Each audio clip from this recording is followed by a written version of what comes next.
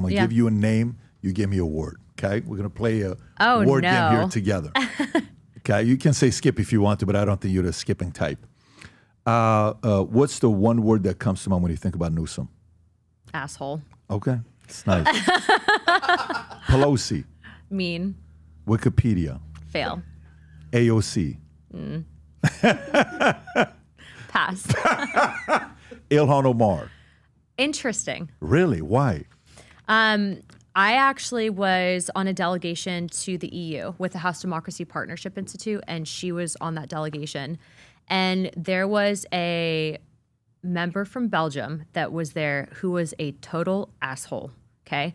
He was saying, you know, your Congress isn't respected by your own president. He doesn't respect you guys. You guys are basically a joke. He was telling this to our delegation. Sure. And so I was kind of sparring with the guy. And then Ilhan spoke after me. She was sitting, I think like 2 seats to my left. And Andy Ogles was there, Vern Buchanan, a few others. And she goes, and this blew me away. She goes, and she looks at the guy, she goes, you might not like what our president is doing, and you might not agree with our foreign policy, but when we're here, you will respect our president. She was talking about Trump. Stop it. And so that's why I say interesting, because like when we fight together, right, and like there's always this push and pull in politics, and politics is messy.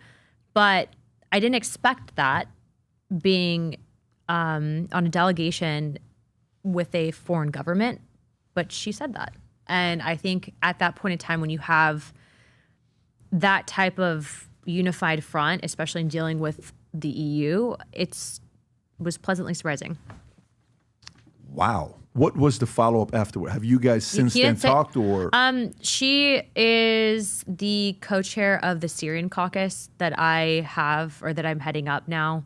So, and we could talk about Syria probably separately. I don't know if we have time on the podcast. But so I think that, and then she actually joined, I think, on my bill to repeal the Patriot Act. But you know, there's still a lot happening in Washington, so it's not like we're always talking. But I mean, I do have conversations with people, and that's how everyone is in DC for the most part. Do we agree on a lot? No. And do I like what she said about Charlie? No. But I was surprised to hear that, so that's why I said interesting. Do you trust her? I don't agree with her, and politics is not about trust. It's about, and you don't ever want to make friends in politics, especially this game, because ultimately you realize that it's a very transactional field. But in that instance, I appreciated that she provided a united front to the jerk from Belgium. Good for you for giving credit, because who was it? Sergio Gore or something like that at Charlie's memorial said, one thing about politics, it's the most transactional. The industry has a lot of transactional people, and it was talking about the fact that Charlie's a complete opposite. Yeah, it is super transactional. That's why it's like you don't want to get a friend in Washington, you get a dog, and it's true. Do you? I'm curious because Charlie and I talked about this before. Do you sit there and see what's going on with UK, right, or EU? Oh, I think the UK is lost. Yeah, but then do you also sit there and say, Mamdani, who's right now running in New York as a Muslim, who on multiple instances where he's been asked to say whether he supports Sharia law or not, he doesn't want to answer the question multiple times. He says, look, I'm just running for mayor. I'm not here to address that issue.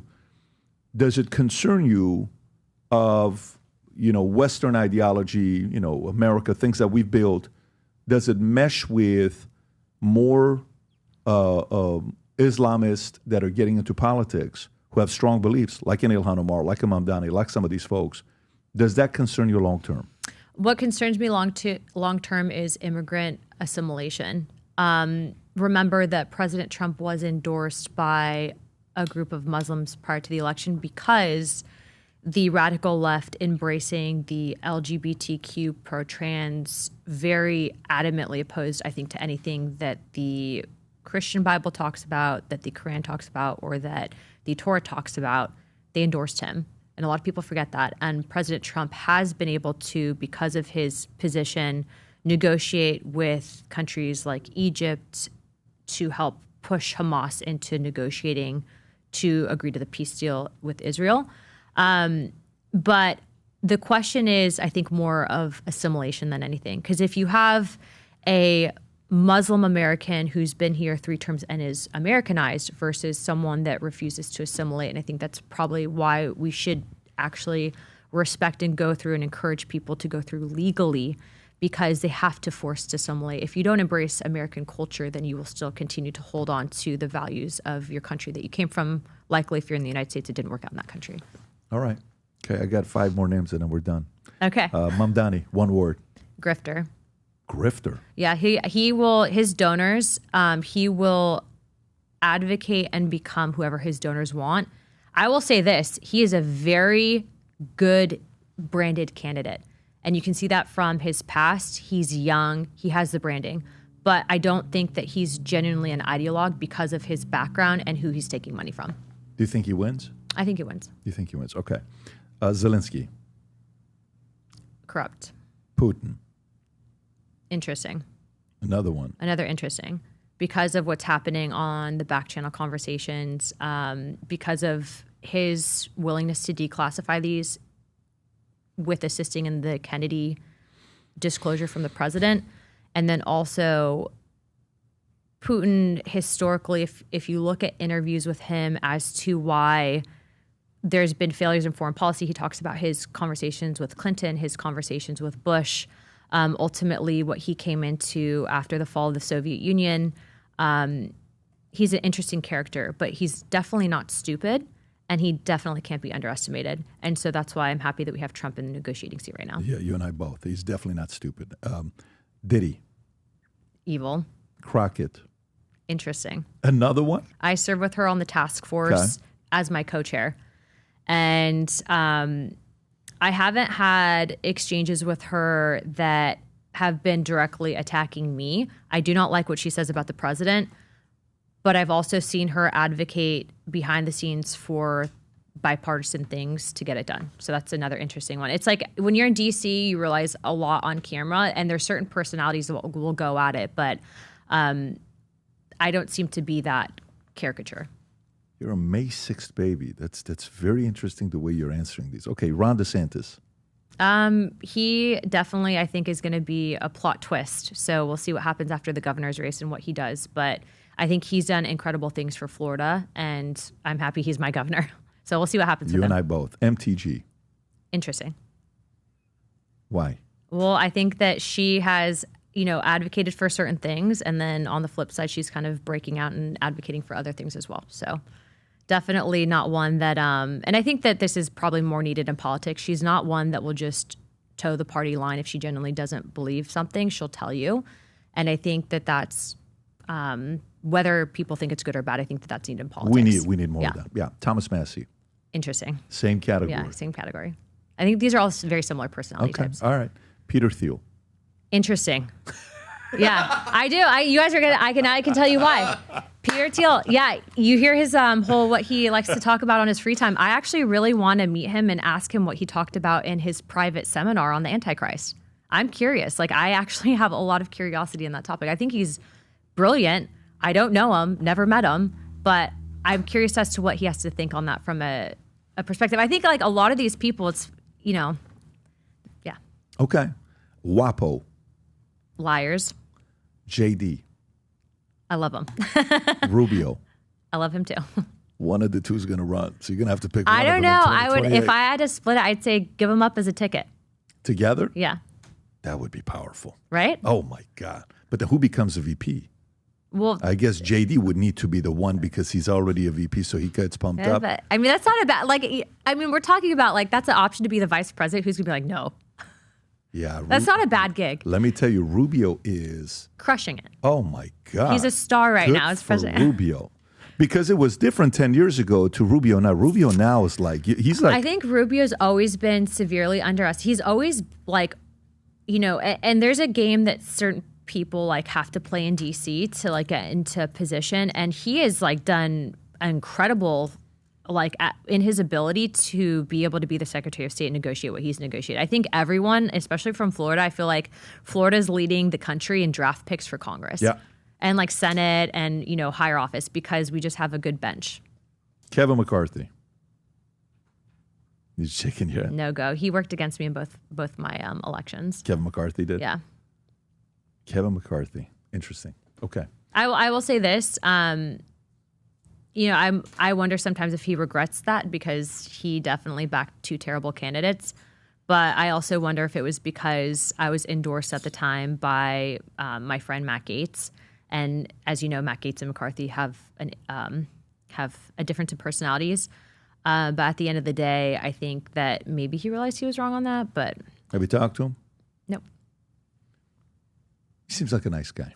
If you talk to him. He's actually, what you'll find is people like Kevin McCarthy, Nancy Pelosi, some of the best politicians are very charismatic. And it's hard not to like them. You would say Pelosi's charismatic? Oh, she's very charismatic in person. Really? Yeah. And but that's the thing is like certain people just have that charisma. It's like what they're putting out or whatever. McCarthy was like that. There's a lot of people that have that kind of draw and you can sense it. And they're the top two. Two last one. Pam Bondi. I actually have gotten to know Pam. So I'd say that she's loyal would be a word. And last but not least, Trump. Amazing. Amazing. We'll wrap up with that one. We got 7 interestings with an explanation. What was Newsom? What was Newsom? Was an asshole? What was asshole? I think that's pretty. Yeah. I actually think he may take that as a compliment. Maybe he'll post the clip. Maybe he'll post the clip. After 2 years of working on this, we have finally pulled it off. And let me tell you what it is. Every time we do the Vol Conference, if you've attended, you know this. I stand up and I speak for probably 45 hours is what I do at the Vol Conference. And I love it. I love being around the guys. I love it. But I wear the Ferragamo shoes when I do this. Or I wear some kind of dress shoes. Eventually, for the last 25 years, I've always been on stage walking around. I'm like, you know what? I'm sick and tired of it. I want a shoe that I'm comfortable wearing. And here's what I love. I don't like shoes that are so heavy. That's a dumbbell. You can use it as a weapon. I don't want that. Like the Xenia, you carry it. I have so many of them, but they're so heavy. Like you can literally curl the Xenia, the shoes, and you'll get a pump within 30 reps. And I wanted the combination of the Hoka, the On Cloud, the Super Foam, because there's a big thing going on right now with the Super Foam where the bottom of the shoe, you wear it. You know which ones I'm talking about, the On Cloud or the Hokas, right? They're so comfortable. And I said, what if we take luxury and then combine it with the super comfort? What would that look like? And let's build it in Italy. So what do? We went to Italy. We designed the shoe in Florida. We made the shoe in Italy in 5 of the factories. We went back and forth, God knows how many times. And by the way, the shoes we're about to launch and introduce to you right now, where you're going to see the video for the first time, I've been wearing those shoes for the last 22 days straight. I'm wearing them right now. I literally wear it with suits. I wore it yesterday when we went to lunch.